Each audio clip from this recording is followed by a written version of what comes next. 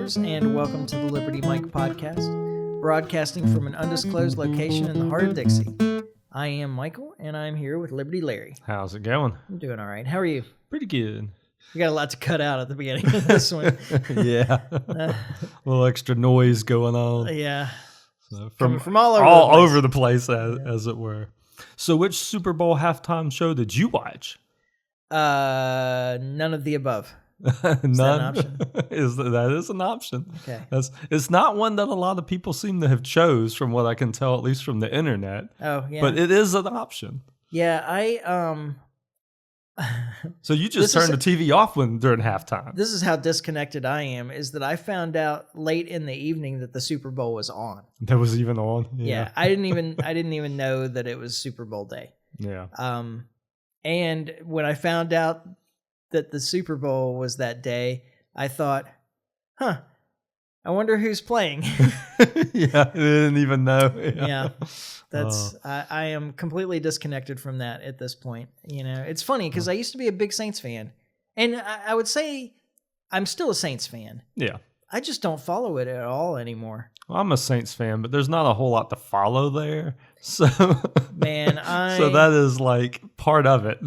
I was a Saints fan when 6-10 was a good year for them. Yeah. So it's not about they're not making the playoffs anymore or anything like that. Yeah. Oh no, Drew Brees is gone. They're just not as good as they used to be. No, I remember a lot of 3-13 seasons. Yeah. I was still a Saints fan then. I don't know what they were this year, but they had a rough go this year. Yeah. It was pretty bad.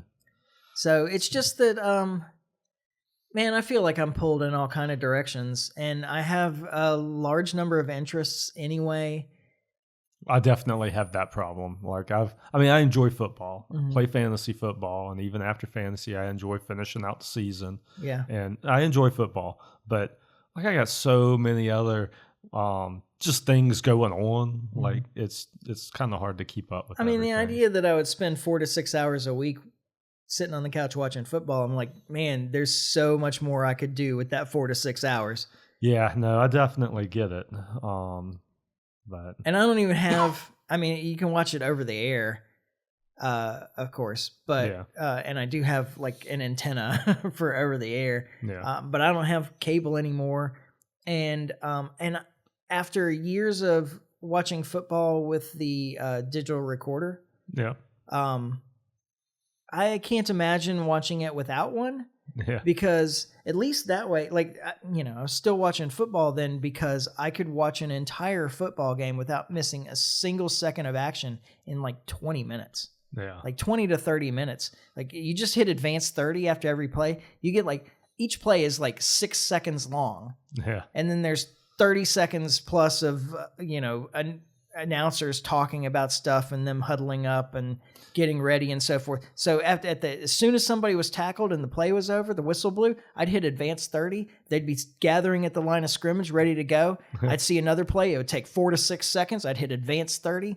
Yeah. Watch an entire football game without missing a second of action in less than half an hour. Something I did notice watching the Super Bowl was like I tune out a lot, like just into other things, like doing something on my phone or just walking away from the TV. And the reason I picked up on it was because it was a Super Bowl, so you want to watch the commercials because it's always the special commercials for the Super Bowl and whatnot. Yeah. And I missed a ton of those commercials because I just like it's in my routine. Commercial comes on, like walk away from the TV. Or commercials come on, like get on my phone for a few minutes, you know. So, I definitely. But I did catch some of the commercials. There were a few that were all right. It's funny you mentioned that because what I've done the last few years, and we've even talked about it some on the podcast, is after the Super Bowl, I've gone to YouTube and watch the commercials, all the Super Bowl commercials. Yeah. And you can learn some kind of interesting things about like contemporary American culture by watching Super Bowl ads. Yeah. Like what are the things that are important? And it used to be like beer and races and Oh, and ED treatment. Yeah. Yeah. Some things never change. Oh, so that's still it, huh? Okay. Well, For the most part, like I say, I didn't watch all of them. I don't know. It's so something interesting in regards to the commercials. It does feel like, and even with the particularly with the halftime show too, like this kind of plays with both of those, is there's really like two Americas, and it's like the new, like, woke, everything is like, has to be diverse and all of that stuff. okay. And Actually, you're going to back up a moment. You're going to have to explain to me what this has to do with halftime show of the Super Because Bowl. there were two halftime shows, and so you had Bad Bunny, who didn't speak any English throughout his whole performance. It was all in Spanish. Okay. And then you had the American halftime show, which was like a bunch of country music. Kid Rock was the headliner. Is he considered country music now? Kind of. I mean, he did two songs. One was more rock, and the other one, I guess that was a country song. I don't know. It was definitely. I can't even remember the name of either of the other songs. He's Kid Country now, not Kid Rock anymore. But the other stuff was mostly country. But at any rate, it seems to hit on those two things. It's either like the progressive, like, woke culture, or it's this just like nostalgic, like, back to the old days. And the commercials were the same way. Like, there was a bunch of commercials that really just hit on all of these nostalgic things, and then there was some that just kind of hit on this like woke culture, and like that's like the two like camps. Like you're either kind of in one or the other. Okay, and you say two Super Bowl halftime shows. They were consecutive. They played on separate stations. So the official halftime show was the Bad Bunny, like at the Super Bowl. Oh, and then they aired I had it on the channel actually. I didn't know because I wasn't going to watch it if I had to like turn on the internet because I watch over the air. But I flipped through my over the air channels like when they started halftime, and one of the church channels of all places was playing the American halftime show, whatever they called it. But no, they were completely. So there were literally, and they two aired halftime it shows. specifically against the halftime. Yeah, Interesting.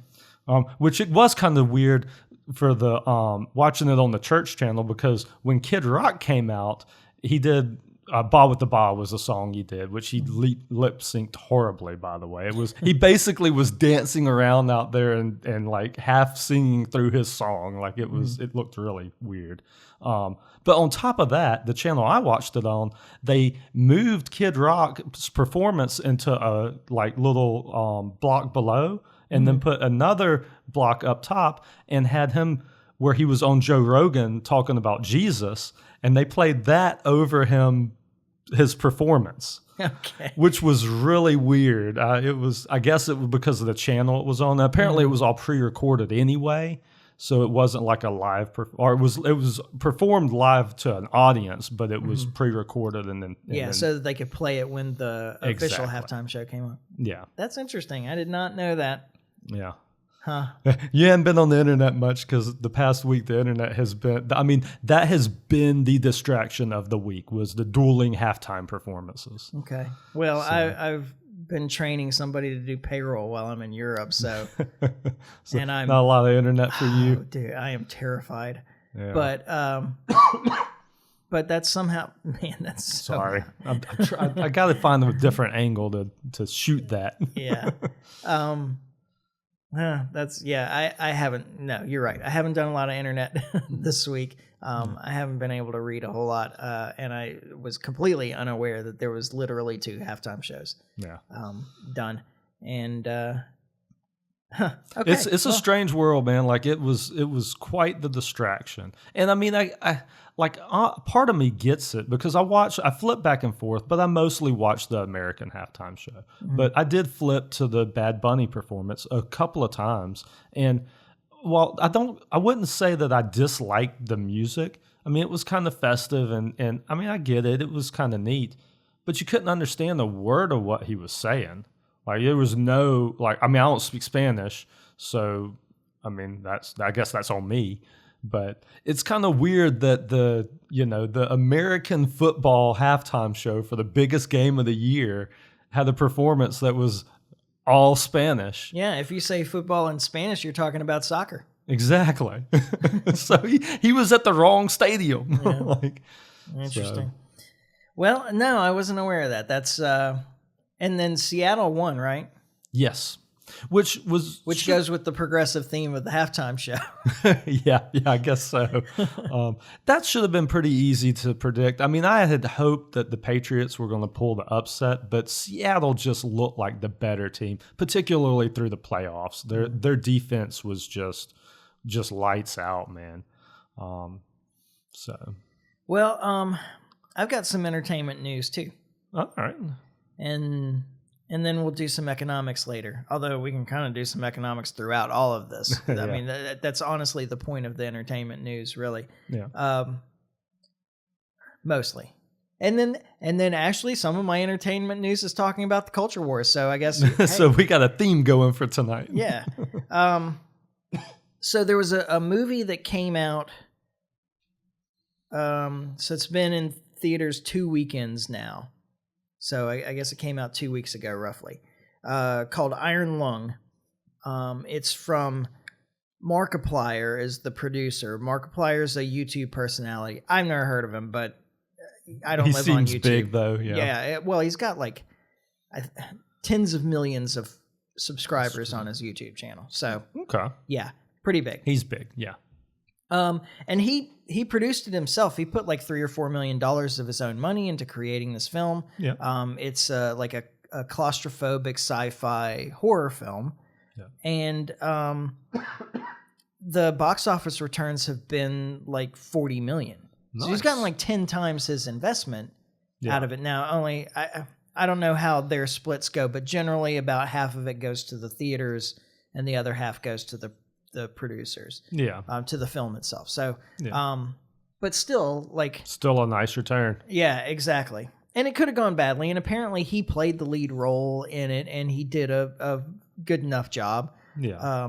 From what I hear, I haven't seen it. It actually is my kind of film, so I would like to. Yeah. But who has time for these things? You gotta go to the theater to do that. I know. And I don't know if it was. It may not have even played locally. Yeah, it's certainly possible. You'll find it to stream, though, pretty soon, I would imagine. I hope so. Yeah. Yeah, I hope so. And like, good for him. He went, like, completely his own way with it. He didn't do it through the traditional Hollywood, what do you call it? Organization, I guess. Yeah. And he negotiated deals with the theaters, and he didn't do traditional marketing. He just marketed it through his own YouTube channel and so on. You got tens of millions of subscribers. Like, that's a pretty good base, you know. Yeah, you can do that. Now, what I found interesting, though, is after the second weekend, when it was, I think both weekends it was number 2 in box office returns. Yeah. And so after the second weekend, the way the box office returns work is that the theaters are independent. The independent theaters, they report their ticket sales to another Hollywood organization, and the Hollywood organization compiles and publishes the numbers. Yeah. So they just took him off the list. Really? Just like they just decided. They just pretended that film didn't exist. They reported all the other films' box office returns. They stopped reporting Iron Lung's box office returns. So he got the Ron Paul treatment. Exactly. He got the Ron Paul treatment. We can't beat him outright, so we're just going to ignore him. And I think that this is really interesting. You know, it just shows that kind of thing moves outside of politics, obviously. Oh, yeah. As much as anything else. But that this person who didn't go through the system, who didn't cooperate with the system that's been established for like a century. Yeah. Now created a film that apparently people wanted to go see. And at first, you know, I imagine it was mostly his fans, like people that already knew what it was. It would have to start that way. Yeah. But it finished number 2 at the box office its first weekend. It had really good returns, and then word of mouth start working. And so it did well again in its second weekend. Now, this does hurt him, though. Yeah. Because people that are looking at box office lists to decide what their next movie might be, and there's probably more of them than you'd think. Yeah. Especially as people become more and more disconnected from traditional media, you don't see trailers in quite the same way and so forth. Yeah. You start looking for other places. I don't look for theater stuff because I have a hard time sitting still for 2 hours at a time. Yeah. So I don't much go to, gosh, it's been years since I've gone to the theater to watch something, actually. I go, I wouldn't say regularly, but fairly. My wife's big into going to the theater. Yeah, I get it. And I would go see this in the theater, actually, but I don't think we can at this point. No. I don't know how long it's going to play. I guess as long as it's still getting good returns that it'll play, but who knows, because nobody's reporting what the total returns are. Yeah. Anyway, you start looking at other sources to try and find what your next watch is. There are some creators that I follow that really one primarily, that keeps up with what is being released on the major streaming platforms. And we'll talk about, I went through a few. I found somebody that's not entirely my taste in movies. Yeah. But that's good because it kind of introduces me to some stuff that I wouldn't. What's being released on these platforms isn't all new films. Oh yeah. Right. So he's introduced me to some older films that I would not have seen otherwise, because it generally would be outside of my realm of interests. Yeah. But have been good. Yeah. So anyway, I found somebody that is similar enough to me, but enough different that it provides me some variation and some new stuff to go watch. And that's how I find what I'm going to watch on Netflix and Prime and Disney occasionally and Tubi particularly and things like that. Yeah. And I imagine that there are plenty of people out there that do still like to go to the theater and look at box office returns because they're not seeing trailers quite as regularly, although they probably see more trailers because of their algorithms too. Yeah. But maybe not. Anyway, point is, removing him from box office return lists will probably hurt him, his bottom line. It can't help. Definitely. Like, there's no scenario where it was better that happened. Yeah, unless that had become a big story, which it didn't, though. Yeah, I was going to say it didn't come across my radar. Yeah. But I just find it interesting that there's some real challenges from other creators to the Hollywood system. Yeah. And Hollywood has always been afraid of YouTube as a platform and of creators and competition, and it's looking like for good reason. Yeah. Here. Yeah. And this isn't the first one of these. Although this is the first one that I've heard like really genuinely positive reviews about. Yeah. But I suspect that because of his success and some others out there, that we will see more and more of this challenging the Hollywood system. And of course, Hollywood is just doing everything they can to destroy their own business, it seems. Yeah. They're talking about another writer's strike. Oh man, that could come close to being the nail, man. Mm-hmm. Like it really could. You wouldn't think so because, Hollywood's just been it for so long. But there's, just like what you're saying, there's so much more independent content out there. And people just don't go to the movie theaters like that anymore. No, because you can have almost the same experience at home. We've talked before that there are things that are worth going to see in the theaters. Absolutely. There are, the big action, special effects heavy things. One of the problems is that it seems like special effects now are worse than they were 10 years ago. It does feel like there's been a regression. But like the original Avatar film, which honestly, I disagree with a lot of people here in that I don't think that was a great film. I'm probably going to get a lot of hate, but I didn't see it. Yeah. Like I still, to this day, still haven't seen it. Even saying that I don't think it was a great film, it was impressive. Yeah. And hey, I rode the ride in Disney, and it was awesome. Yeah, it was impressive. Yeah, I bet it was. And in a big theater, Yeah, it was impressive there too. And it doesn't have quite the same feel at home as it did in the theater. I can see that. And films like this one probably, or like I like horror films and comedies in movie theaters because they're like the crowd involvement is kind of part of the experience. Yeah. Especially horror films when everybody gasps at once. Gasp or scream or but comedies can be more fun when people are laughing around you and so forth too. So I do appreciate that. The problem with going to those kind of films in the theater is that theater tickets are so expensive now. Well, and you just made an assumption that when you go, there's going to be other people in the theater. Well, that's true. Now, me and my wife, when we go, we try to gauge it to a showing where there's not going to be a lot of people there. But I tell you, man, I don't know that there's a packed theater very often ever anymore. I can't. I mean, maybe there is for certain movies at certain times, but I ain't seen it. And part of that is the way Hollywood has approached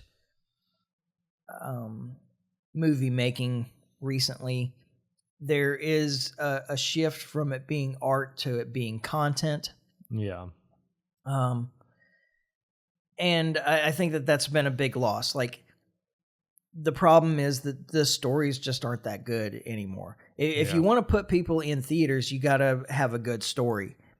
Yeah. And it just being a CGI miracle or whatever isn't enough. Oh, yeah. And that's part of the problem. I mean, I think back to the old Disney movies, which, like, we're talking about, like, Lion King, like, Aladdin, like, that generation, and seeing those in the theaters, like, they were beautiful movies, like the color and all of that. But there was also a solid story behind it. Mm-hmm. So they were kind of the full package in that way. And the stuff that comes out now is not like that. Yeah, well, Disney's a particularly both good and bad example in that those old stories, besides the animation being better in a lot of ways, the stories had like a moral theme that was kind of a timeless moral theme usually. Old kind of traditional family values kind of thing, and they've completely changed that. Well, they've abandoned that. Abandon is probably a better word. For a more progressive new age kind of themes, pushing, as the drinker says, the message. The message. That's a good way to put it, though. Yeah. And I don't think there's a better way of describing what a lot of that is. Yeah. And it's turned people off. And like the people that, well, I don't want to get into that part, at least not too much, before we also then talk about. And as far as the economics on this, like he put relatively little money into it and got a good return. Yeah. And Hollywood would love that. Yeah, love that. They're not getting that right now. They're spending $500 million on a film and losing. Yeah, that can only be sustained for so long. Like, you just can't do it. And it withdraws like some of the other stuff that we used to get in theaters too, because they're spending all this money on these big blockbuster films, and that's all they seem to want to put out instead of the little $3 to $10 million little low budget horror films or comedy film or whatever. You just don't see so much of that. And when you do see it, it's usually released direct to streaming. They don't do them in theaters anymore. Yeah.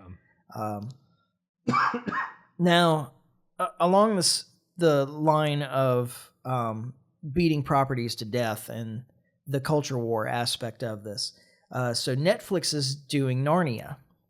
Oh, yeah? Yeah.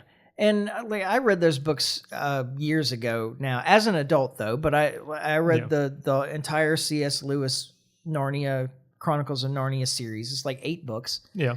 And I really enjoyed it. It was, at the time that I read it, it was probably a younger adult themed than the adult that I was. Yeah. But still, you enjoyed the stories. Absolutely. They were good. And So I saw that there was an interview with the editor for the Narnia series on Netflix. Andrew Weisblum is his name. Yeah. And he said in the course of the interview, I'm choosing not to refer back to the source material because we're doing our own take on it. How do you do your own take if you don't use the source material? Well, that's kind of the point, right? Like if you want to do your own thing, do your own thing. Yeah. Yeah. And these IPs, these properties cost a lot of money. Yeah. And I don't understand why you would spend the money purchasing an intellectual property if you have no intent. You're just gonna just destroy it, and not use it. If you have no intent of being faithful to the source material, why buy the source material? The only thing I can think is they think that the name recognition will draw people in. Yeah, I think. But then what ends up happening in that scenario is you draw people in, but then the content is just horrible, and so then everybody's pissed at you, for destroying their thing. You upset all the fans. Like if you're getting intellectual property because it has a built-in fan base, then why go out of your way to anger that fan base? Exactly. Yeah. Now, I think that is part of it, though, the first thing that you said. Like, okay, we buy this intellectual property because it has a built-in fan base. We're using the name to put, to sell tickets. Yeah, yeah. It's not tickets in this case because it's on Netflix, but you understand. Yeah, yeah. But I think that there is actually, like, a real malicious intent. Like, that it's worth it to them to spend this money to buy this intellectual property, to undermine it, to sabotage it, and to disrespect that property, and tear down the great minds that created it in the first place, like they did with Tolkien on Prime. Yeah, yeah.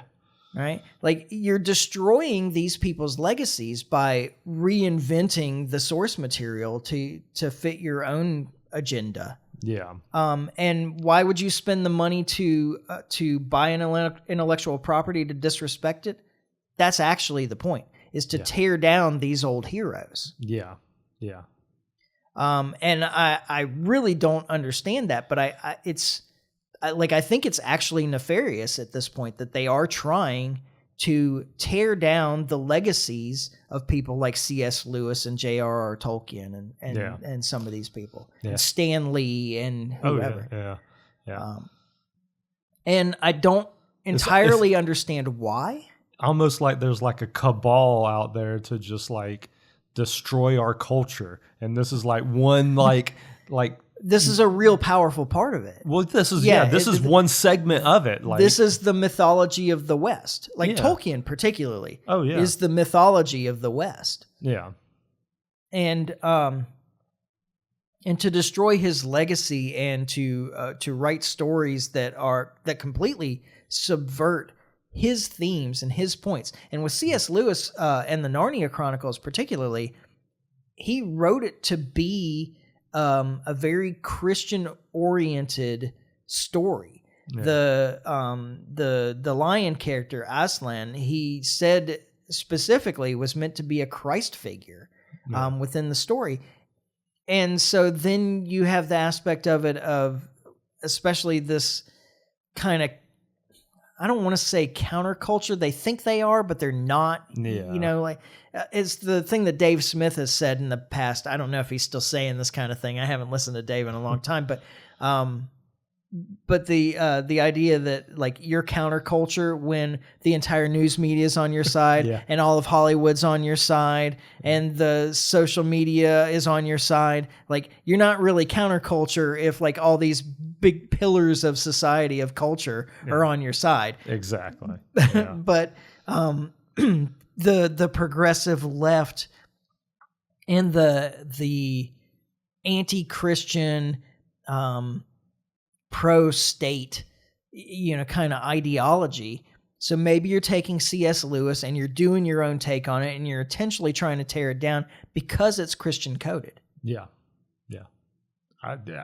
I very well could be. I mean, The things we've seen come out lately, nothing really surprises me. Yeah, and I just don't understand it, because you do have a built-in fan base. And if you're just, like, if you want to sell tickets, if you want people to speak positively about what you've done, now you'll get a bunch of loudmouth progressives on Twitter or whatever, or X, or whatever, talking about how, like, it's so good to have the representation in there, because surely if they're doing their own take on it, you're going to have the gay characters, you're going to have the trans characters, you're going to have all of this that wasn't included in C.S. Lewis's vision. Yeah. But so you'll have some loudmouth progressives on Twitter that are out there like lauding this new vision of C.S. Lewis. My community was recognized in this portrayal. But all the people who grew up with these books or had a real respect for the property in the first place are going to hate it. Yeah. Well, and it does make you wonder, because so much of the stuff that comes out now, like, it almost feels like the idea isn't to sell tickets; it's just to push the message, and that's really all there is to it. They don't care how many tickets they sell. They've inserted this into the framework now, like, lack of a better word, I don't know. But, like, they're getting this message out there, and the more it's out there, the more it's they want it to take root, Yeah. I had a friend of mine challenge me on using the word woke to describe stuff, and they're like, what does that even mean? And, like, it took me a minute. Like, I had to think about, like, how is it that I would really define this term the way I use it? Yeah. And what it came down to me, was woke means that the message is more important than the business. Yeah. That's a good way to describe a lot of what's going on right now. That what you are selling is not what you're selling, but it's this ideology. That the ideology is more important than what it is you're supposed to be doing. Yeah, yeah. Or that you claim to be doing. At least you claim to be doing. Yeah, yeah. And so I think this is going to be a disaster. We'll see. Yeah. You never know. I mean, their own take on it might be that they modernized it and not a woke way. Yeah. They modernized it just to fit into times now. The woke stuff is a hard push right now. It wasn't that long ago that we kept hearing, "Oh, well, woke is dead. We're finally past this." Yeah. But I'm not seeing it myself. Yeah, I mean, it's definitely not gone, but it's not as overpowering in the culture as it was a year ago. Mm-hmm. Well, there has been some pushback, that's certain. And I think that a lot of it, honestly, and this is really sad in its own way, a lot of it is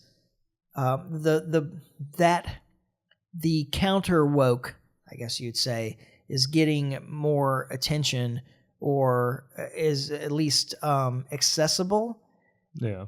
A lot of it is Elon Musk buying X. Yeah, no, that you're 100% right. Like that has a lot to do with, and I mean, since Trump has came in and we've kind of moved out of COVID, the censorship has kind of backed off some. It has, but just Trump being there is a lightning rod for the whole thing. Yeah. There's been a much more vocal and stronger push towards the progressive left as a result of Trump than the counter push from the other side, I think. No, I think you're right. I think that Trump's presence has triggered more of a push towards the progressive left than towards the conservative right.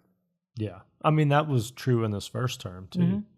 So, I mean, a term that ended in COVID. Yeah. I don't see that we're ever really past the woke thing, but I think that it'll get toned down once we have another Democrat in the presidency. You mean in like 3 years? Yeah. Because I do. I mean, it takes a little time. These movie projects take a couple of years to put together. So yeah. We're probably talking really more about 5 years or so. Yeah. before we see it kind of back down. And that's, of course, unless like somebody like J.D. Vance gets elected in 2028, then, all bets are off. Who knows? Given current situations, I just don't see any of that. Like as far as J.D. Vance ending up winning, or even a Republican, it's just they're losing the moment so bad right now. I mean, there's time, things can change, but like you just point to where the wins are at, because I don't see them. It'll be in Iran when we sign this new nuclear deal. Yeah. Okay, so I will say a little bit about this. There's not been a lot of news. It's like it's being ignored, the whole Iran situation. So, yeah. All I was going to say is that, I mean, I heard from a buddy of mine that like we're mobilizing heavy and got the Armada heading there and all that. But you're right. It's not in the news. You've got to go look for it. Yeah. It's not. And even when you look for it, it's hard to find. Yeah. It's definitely not right in front of you for sure. But the foreign minister of Iran, I think it's the foreign minister, last weekend, on the anniversary of the revolution that overthrew the Shah. Yeah. Like gave a speech like they always do on this anniversary. And he was talking about like that peace could be had in the Middle East. Yeah. Like that they're willing to deal, that they have no intentions of pursuing atomic weapons. Yeah. That their nuclear program is peaceful, and they're happy to submit to any kind of safeguards or checks to ensure that that's how their fissile material is being used. Yeah. And that even beyond that, that there could be a deal made to really bring peace to the Middle East, but that what would be needed is to solve the problem that's the focus of all of the strife in the Middle East, which is the Palestinian question. Yeah. You can't have, at least from what I can tell, you just can't have peace in the Middle East without solving that problem. Yeah. And there seems to be no appetite to solve it. Exactly. It's not like it's insoluble. Yeah. It's absolutely can be solved, and I don't know that it's going to be easy. Part of why it's not easy is because Israel is bound and determined to dominate the Palestinians. Yeah, there's no situation where they won't be in total control over them. Yeah, they won't accept anything else. Whereas a two-state solution, at least you can start dealing with conflict that arises. In this case, you can't really deal with conflict that arises because it's all under the same government. Yeah. Yeah. All right. And apparently there's no appetite to try and restore natural rights to the Palestinians by the Western world. Yeah. They'll talk about it sometimes, but they're apparently not willing to take any action to do it. And so, but anyway, and this was reported nowhere. Yeah. I mean, I didn't hear it at all. And here you have Iran talking about, hey, not only are we ready to talk about this nuclear issue, and they were clear about some other things too. He's like, yeah, we're not giving up our ballistic missile program. This is part of what the Trump administration wants to talk about. They want to extend the deal beyond ensuring that no nuclear weapons are created and try and prevent Iran from creating any kind of weapons at all. Well, Iran's not going to agree to that. They need to be able to defend themselves. Yeah. Yeah. Just like everybody else. Yeah. No different than anybody. So, there are some lines that have been drawn as well, but just the fact that I won the bet, by the way. Oh, yeah. You were convinced that we would have dropped bombs on Iran again by today. I really thought that was going to be the case. And it hasn't happened yet. Maybe tomorrow, but... Yeah. Hadn't got a news alert yet, man. I've been checking. So, I won that. I won that bet. But the fact that there was even a bet about whether like another conflict is going to start with Iran within days, kind of shows where we are. And so why isn't anybody talking about the Iranians standing in front of all of their people and the whole world and saying, hey, we're ready to make a deal about our nuclear program. We're ready to make a deal that we think would actually bring peace to the Middle East. Of course, Trump says that they have brought peace to the Middle East. Yeah. I think it's hard to say that when you still have, Palestinians being murdered day after day after day by the Israelis, both in Gaza and in the West Bank. Yeah. I mean, as much military assets as we're moving that direction, to be claiming peace is a bit premature. I think. And in that same truth, another falsity in that same truth was, the threat from Trump. He said, well, last time we tried to make a deal with the Iranians, they wouldn't make a deal, and they saw what happened. Hopefully things will work out better this time. No, they didn't withdraw from talks the last time. You had both sides that had met several times, both sides, the U.S. and the Iran, saying that they'd made good progress, and you had another meeting scheduled to continue that progress, and before that meeting happened, we dropped bombs on them. Yeah. And then they withdrew. Yeah. That's not refusing to deal. All right. Oh. It's astonishing. It's like you're living in an upside down world. Yeah.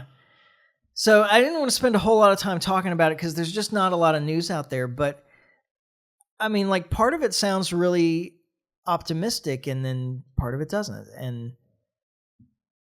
I don't know. I mean, I wish that Trump would really follow through on the I don't want conflict in the world in a way that wasn't like, and the way I'm not going to get conflict in the world is by threatening everybody that I'm going to end them if they just don't do what I say. Yeah. Yeah. I mean, you have to give him credit. I mean, that's how you run an empire. Yeah, but I don't want an empire. Well, we are, though. Like, whether we want it to be or not, like, that is how you run an empire. And if you accept the fact that that's what we are, he's probably doing a pretty good job. The problem is that's not what we want, and that's not what we should be. Well, and that'll be the end of us anyway.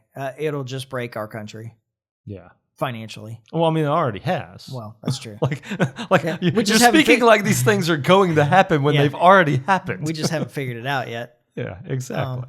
Well, speaking of, let's go ahead and hit our last topic and wrap things up. My throat's hurting anyway, so I'm kind of. Dude, I'm trying not to cough into the microphone. And I'm sure everyone appreciates that. Yeah. All right, so let's play this clip, and then we're going to talk about dynamic pricing a little. Okay. Turning to business news this morning, you may have heard of dynamic pricing. Well, now Instacart is accused of using this controversial practice to charge consumers wildly inconsistent prices on the same products. Maribel Aber joining us live from NASDAQ with our Market Watch report to explain. And this is infuriating. Oh, Alicia, okay, let's get to it. Food delivery service Instacart is being accused of charging different prices to different customers on the same grocery items without them knowing. Groundwork, it's a consumer advocacy group, says Instacart's pricing algorithm could lead to shoppers paying an extra $1,200 on groceries annually. Nearly 3/4 of grocery items it surveyed were sold at different price points. Instacart said the price differences were tests conducted by some retailers to learn, quote, what matters most to consumers. It denied using shoppers' personal information to fuel dynamic or customized pricing. Okay. Well, I would say to start, something that people don't seem to realize is that all pricing is dynamic pricing. Oh, yeah? Prices change. Yeah, they do. They change over time. Now, you may not be used to them changing like as quickly as they are capable of doing now. Yeah. I mean, like, remember in the old days, they used to have the guy with the little checker thing that had to go around and literally stick a sticker onto everything. Oh, believe me, I know all about it. Wasn't that long ago. It wasn't that long ago, yeah. So, the concern here is with Instacart, and they're like, oh my goodness, they're charging different prices to different people. Yeah. And of course, the real concern here is that they're using your personal information to determine what price to charge you. Yeah. And it wasn't in this report, but there was, this report's actually literally like 6 weeks old. Yeah. But I listened to another report where they were talking about this concern about them using your personal information, and they were charging more to people that were in poorer neighborhoods and things like this. Yeah. And that was the real concern, is that they're taking advantage of the poor's again. Yeah. And Well, it seems like we could use this technology for good. Charge the rich their fair share. right. The problem is, so there's a Simpsons episode where Homer creates his own internet company, even though he has no idea what the internet is. Yeah. And he's not actually on the internet. He just names it like Compu Global Hyper Megacorp, I think is what it is. Something like that. Yeah. And and Bill Gates comes to his house to buy him out. Yeah. And he says, Bill Gates says something like, well, we can't figure out what it is that you do, but we figure rather than competing with you, it'd be easier just to buy you out. And, Homer gets all excited and he pretends to confer with Marge for a moment and then turns back around and he says, does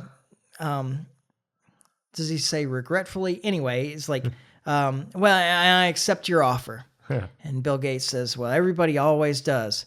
Buy him out, boys. He's got these two toughs with him. And they just start breaking everything in the room. Yeah, right. And Homer's like, wait a minute, I thought you were going to give me a bunch of money. And Bill Gates is like, hey, I didn't get to be rich by writing a bunch of checks. Right, exactly.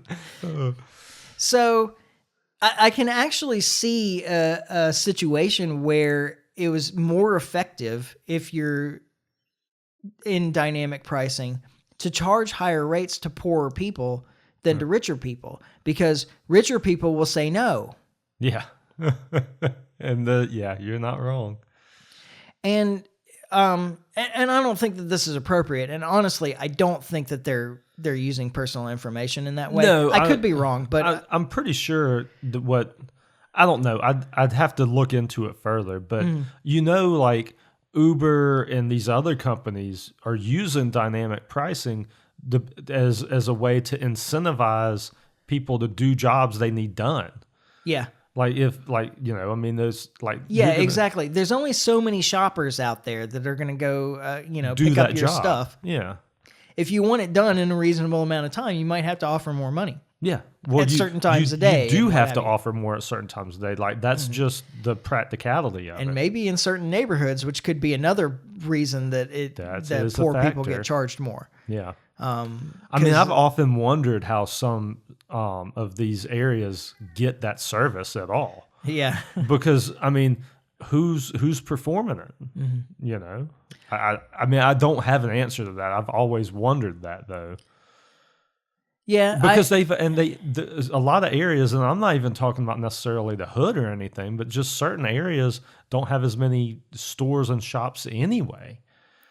So, that's certainly a part of it, but I don't think that's so much of an issue. Like the idea of the food desert, yeah, is a little dubious in my opinion. yeah, Like from what I can see. Now I don't live in those kind of neighborhoods. I think that there's certainly cases where like low margin retail stores and grocery stores are notoriously low margin. they are. Low margin retail stores get driven out of areas because they lose so much to shrink, Yeah. Oh, that's to theft. that's 100% the case. Yeah. So And a lot of these retailers have everything you need as far as like the nutritional stuff and like fruits, vegetables, healthy food. yeah, The problem is that it's not all front and center because that ain't what they're really selling. People aren't really buying it. Yeah. Like it's available in these retail stores, but that's not what people are looking for. yeah, they're looking for ho-hos. And, Yeah, exactly. So when you walk in and you see all the junk food all front and center, the reason for that is because that's what people are looking for. yeah. It's not that the other options aren't there, because they are. At least I can't speak for every retailer, but I work in retail. I mean, but your company does use profits from some stores to maintain stores in areas where they lose, doesn't it? It does, but that's dwindling. Yeah. Like we're backing off some of that because it is so difficult to keep those stores it's going. Completely understandable. In order for a business to survive, it has to profit. Yeah. Yeah. If you make it impossible for a business to profit, then it can't survive. Why would it stay there? It can't. Well, it can't afford to. And there's, we're really picking on the poors here, but there is a lot of evidence of differences in mentality in terms of time preferences, if we're bringing it back to economic stuff. Yeah. In terms of time preferences between people who are more successful and people who are not. Yeah. And what it comes down to is that people who are less successful have low time preferences. They want immediate gratification. They won't wait for a sale. They just want it right now. They'll pay whatever right now. And I think that a business is well within its right to charge people whatever it is that they're willing to pay for what the business provides. Yeah. If that ends up being a higher price for poor people because they can't wait a day, then really that's their own fault. And the truth is that if you are in such bad shape, why are you using one of these services anyway? You know how much extra it costs? Like, there was a girl I dated years ago. Worst thing that she did to me was introduce me to Uber Eats. Yeah. Oh, yeah. Because, man, does it encourage my laziness. Yeah. And it costs me it to encourage my you're laziness. Paying for it. It's not a cheap service. Mm-hmm. And I have to restrain myself on this because, like, I'm comfortable, but I'm not wealthy. Yeah. So, I mean, like, I don't have a high income. I have managed my money well, like, but you've had high time preference. Yeah, I have high time preference. Yeah. So, like, I'm okay with waiting. I have things on my Amazon list that have been there for years. Yeah. that I'm just waiting for that sale. Yeah. Yeah. Like, someday I will log into Amazon, I will check my wish list, and one of those things will be 20 or 25% off, and I'll be like, now's the time to buy. Yeah. I can have that now. Yeah. Yeah. So something else that jumped out at me in that report was I don't remember what the number was, but they were talking about how much potentially some of the dynamic pricing could cost you annually. It was 12 something, 1,200, 12,000. Yeah. But what 1,200 probably. And maybe this is a weird thing to jump out at me, is that it just astonishes me that people are using these services that often. Yeah. That's an extra $100 a month. Yeah. For just to not have to go do it yourself. Yeah. Shopping ain't that difficult, man. Well, there are situations like you don't have a car, or, you can't drive. That's not the majority of these. That's true. And hey, they're doing it for the same reason I'm doing it. It's just easy. And I'll speak up right now. Like, I stay on my kids about that all the time. Mm-hmm. Like, they're having stuff delivered constantly, and everybody in my house can drive now, except the dog. Yeah. And I'm waiting on him to start ordering Uber Eats, because I'm telling you, it's just, I don't know. It astonishes me that much money is going into that sector. Mm-hmm. And you're just paying for convenience. Yeah. But there is a factor in that poor people mindset. Yeah. And rich people mindset. And it's about self-control in a lot of ways. Yeah. Like, I notice when I'm spending too much on delivery service. Yeah. And I'm like, oh, you know what? I just need to go to the fresh market, buy some chicken, buy some ground beef on Tuesday when it's really cheap, cook 2 meals, or cook both of those things, because what they actually become is like 5 meals. Yeah. Yeah. And and I did that for $8 instead of $40. Yeah. exactly. It's funny that you say go up to the fresh market because you could just have it delivered too. Well, I could, but it costs. That service costs me something. Exactly. I can have them deliver it to my car in the parking lot, and that service costs less, but it still costs me something. But it still costs something, yeah. And then I don't get to pick out my own fruit. Yeah. That's the other thing I've never understood with people using those services is like, how do you know you're getting the best dates, the best fruit, the best things? Mm-hmm. Because that person that's going and doing that for you ain't looking for all of that. Yeah, exactly. So They're not squeezing the onions to make sure that they're not too soft or, exactly. Yeah. They're just grabbing the one on top. Grabbing what's there. Yep. I know. When I go to Walmart, which is rare, I hate Walmart. Man, I hate Walmart. Yeah. But when I go to Walmart now, which is usually about once a month, because there are some things that it's just worth my while to go to Walmart to buy because it's so much cheaper to buy it there, and they're semi-perishable stuff generally. Yeah. Like I buy fresh food at the fresh market. I understand that it costs me more to buy it at the fresh market, but the difference in quality is noticeable. Yeah. That's fair. And it's worth it to me.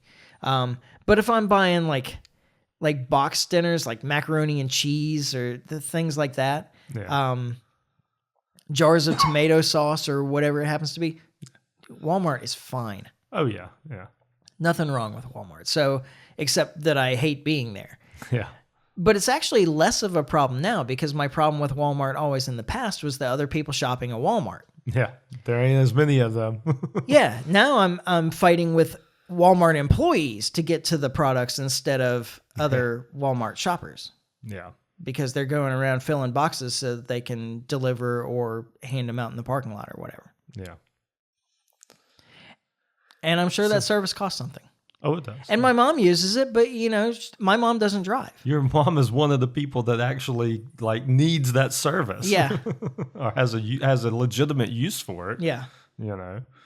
So I don't know. It's just be smarter about how you use your money. It's really not that hard to look at your bank account and say, can I afford to do this? Is it worth my time to drive to the store and do the shopping myself instead of paying $30 extra to have somebody do it for me?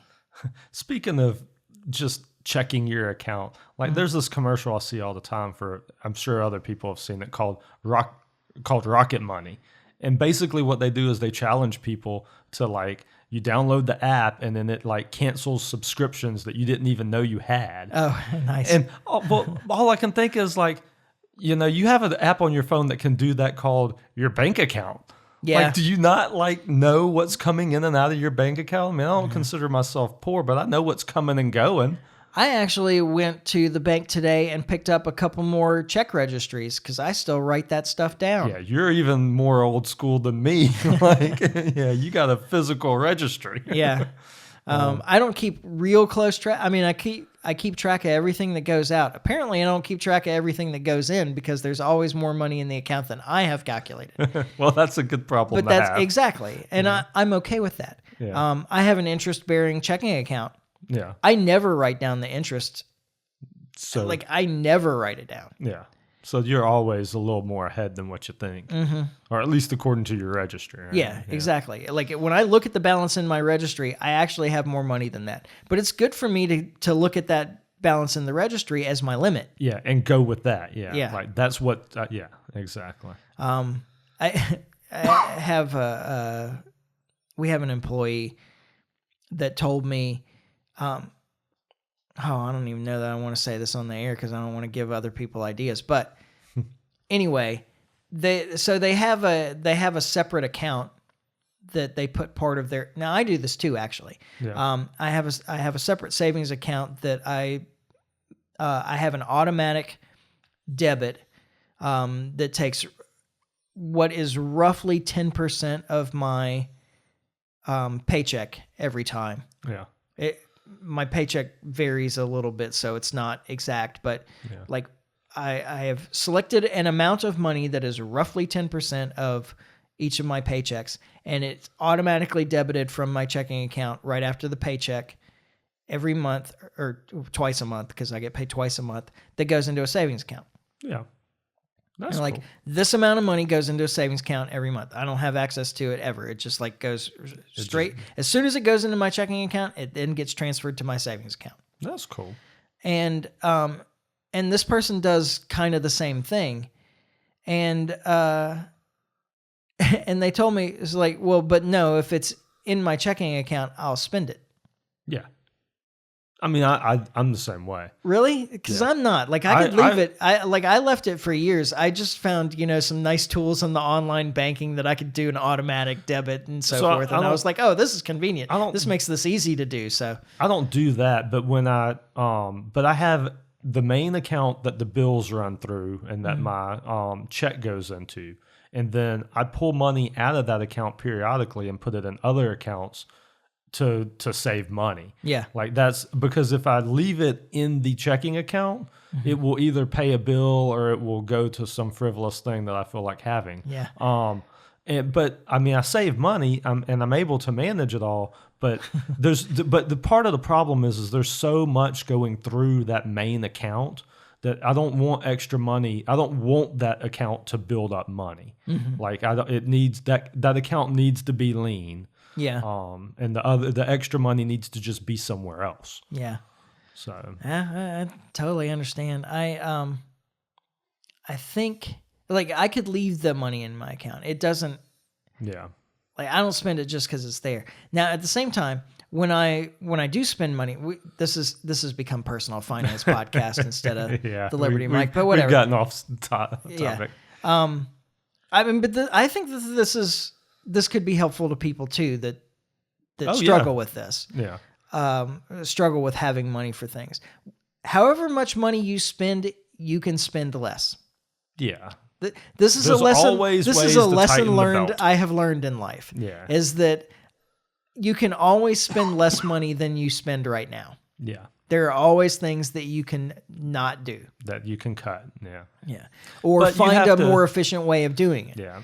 But there's a balance there. Like you Sure. don't want Like you don't want to live like a total ascetic and Yeah, exactly. not have any fun in your life. I Yeah. agree with that too. Oh, absolutely. But oh gosh, what was I going to say? I don't remember now. It must have been important. It would have been a really good one too. It would have saved you so much money if I could remember what you it could was be that I rich was like gonna me. yeah, rich like me. Yeah.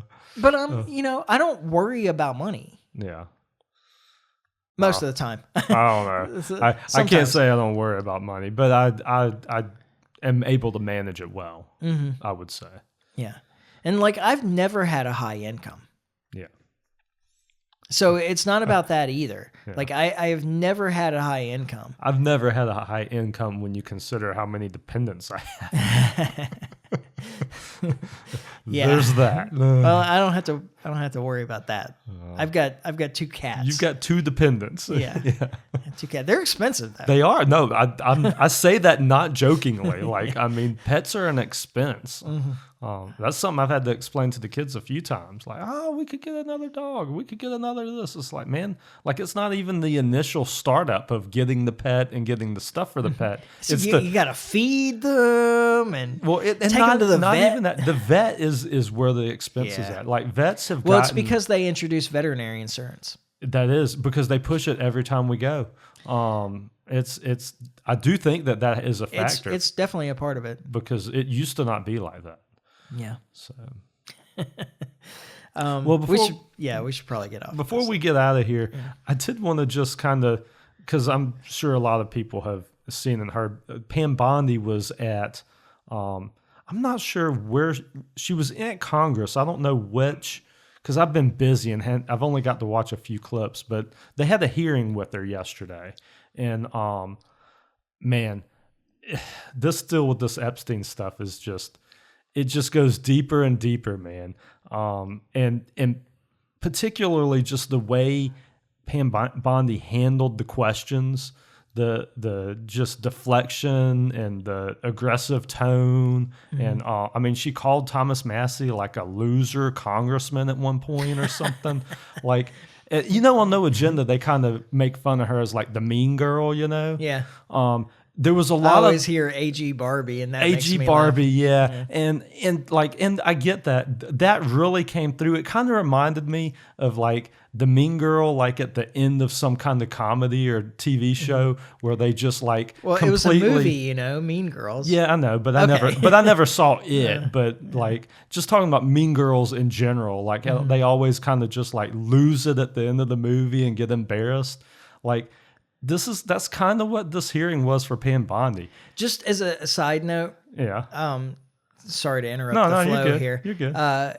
For those of you who that are interested in the Mean Girls movie or saw it and enjoyed it, the far superior version is called Jawbreaker. And I think I saw Jawbreaker. I didn't see Mean Girls. Jawbreaker. I'm pretty sure that's one my wife had me watch at some that's point. a great film. Well, my wife has pretty good taste in movies, I think. So I'm just saying. Yeah. But yeah, pretty sure I saw it. But yeah, like I'm just kind of encouraging people to go back and at least catch some of these clips from Pam Bondi because I don't know, it really kind of encapsulates how bad this administration has been. Yeah, I was far more impressed with her when she didn't have a national stage. Yeah. What was she before? Where was she at before? Wasn't she Florida? I was going to say, I thought she was AG at Florida, I think so. Like That's what I think too, so we're probably right. We're probably right then, yeah. I mean, I didn't really know much of her then. But She seemed impressive then. Like, did she? Yeah. And I mean, not as AG of Florida, but when they were talking about her accomplishments and like and becoming record. AG, when they were talking about her record when she was and during the hearing when she was talking to the camera, then she seemed more impressive.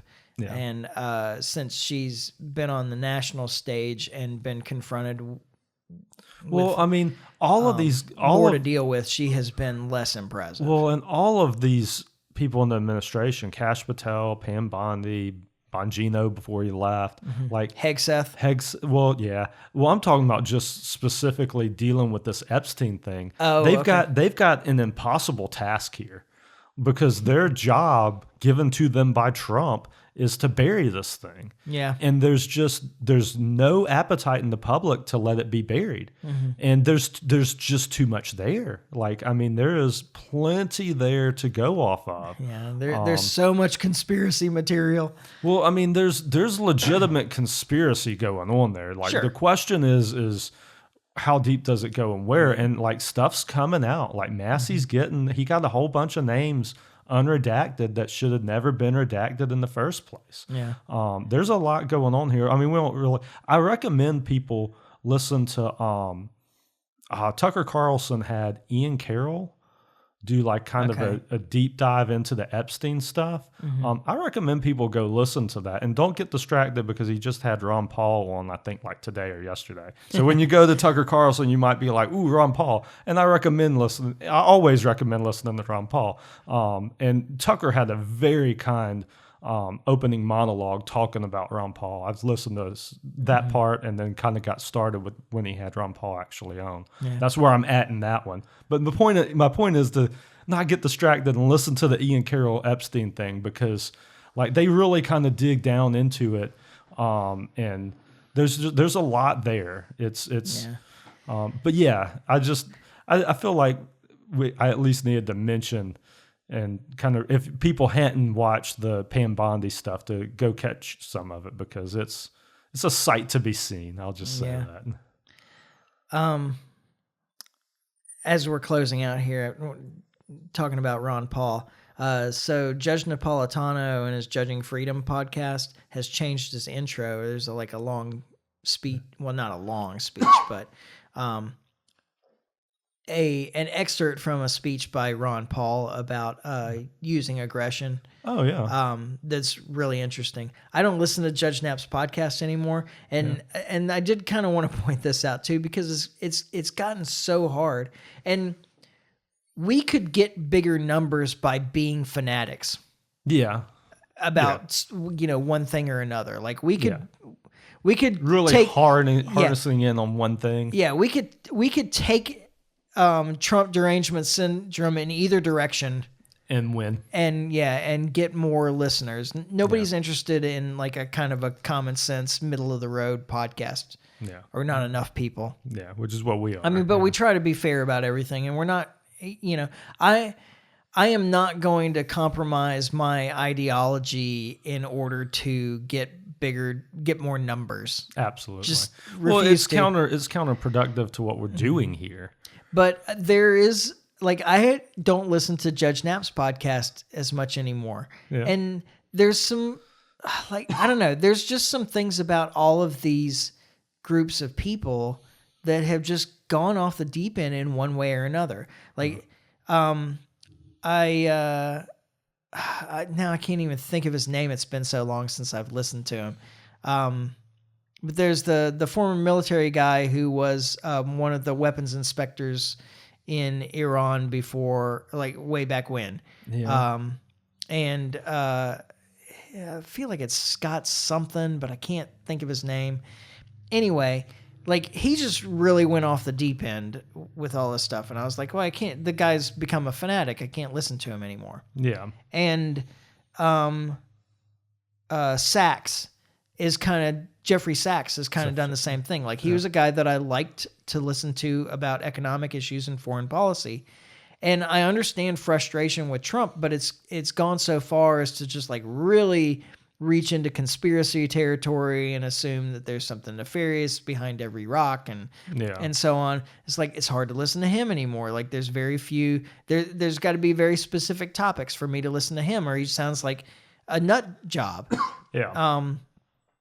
Even Colonel McGregor.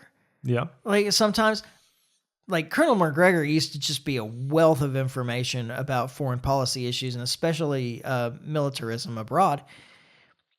But he's become so anti-Trump that it's like, I feel like I'm not getting not getting a clear picture. Yeah, exactly. Or an even picture of what's going on because of a personal feeling he has about Trump at this point. Yeah. It's really unfortunate to, like, feel this way. Max Blumenthal, who I think has been a great reporter for a very long time. Yeah. He has such a focus on Israel, and honestly, mostly I agree with him. But it's come to a point where he's so focused on the evils of Israel that I don't feel like his reporting is fair anymore. Yeah. And it's hard to follow him. He's not looking for the answer. He's already found the answer and trying to confirm. Exactly. Yeah. Exactly. It makes it hard to get information. I'm going to have to, like, get out there and do my own my own investigating now. I don't want to do that. I don't have time for that. I can't even watch football on weekends, man. I don't have time to do that. Yeah. Well, speaking of Ron Paul, I did want to make one more mention that he was mentioned a couple of times in the Epstein files. We cannot say that our hero Ron Paul is not in the Epstein files. Okay. What did they say about him? That he's the one presidential candidate that they knew they couldn't control. Like, he's mentioned multiple times as that the whole field is all people that are loyal to Israel and people that are kind of in the pocket of whatever cabal is going on here, except this guy, Ron Paul. So, you're doing something right. Yeah. Could be worse. There are worse things. All right. Well, let's go ahead and wrap up. There's not going to be an episode next week.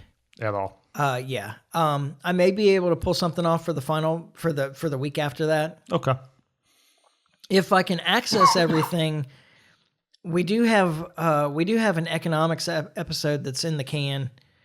That's kind of evergreen topics. You may have to, my brother brought it up last night that we keep mentioning this episode in the can, and he asked me what it was about. And I was like, I don't even remember. I was like, dude, we recorded that so long that I don't remember. But we recorded it on the idea that it was, like you said, it's an evergreen. It's not, it's like it'll be interesting. It just won't be relative to the moment. I just remember that we titled it The Stupid Economy. Okay, so it's something. So it's economics. It's economics. It should be. Yeah. It should be evergreen topic. Yeah. I don't remember what it was about anymore either. Yeah. But as long as I can access everything from Europe, and if I don't do something with my cousin, Yeah. then I may put that up. Okay. We've teased it long enough. Yeah, actually, the truth is that I'm back around the time that we would normally post. Yeah. So if I don't get something with my cousin while I'm in Europe, Yeah. then when I get back, I may just post that so that we don't go too long without anything. Yeah. And then we'll have to set aside some free time if we can find it again to record another episode. So we can for put the a new future. one in the can. Yeah, exactly. Oh, that'll be trouble. All right. All right. Well, so we won't be back next week, but I'll have something up the week after that, either something new or this episode in the can. That'll be new to you. It's just not new to us. Yeah. I don't know. It's been so long. It might be. I might listen to it Yeah, just that's to true. just to find out. I wonder if we said anywhere in there like when we were recording it. That would be kind of interesting. Yeah. Because it was like 2 years It's ago. been a minute. Yeah. I think that we recorded it. Anyway, so we'll get something up the last week of February though, but nothing next week. Sorry, everyone. Yeah. We're not radical enough apparently to get a whole lot of listeners anyway. So Yeah. there's only a few of you out there that'll be truly disappointed. Yeah. But in the meantime, you can follow us on Facebook. You can subscribe on iTunes, YouTube, Podbean, like and share, comment. You can always email me, michael@thelibertymike.com. All engagement helps, so we appreciate it. Don't feel obligated, but if you want what we're saying to end up in front of more people, then You'll engage. you'll engage. Yep. And we'll be back in a couple of weeks when we finally get this right. And in the meantime, try to stay free. Life short, live free. Ciao. Later.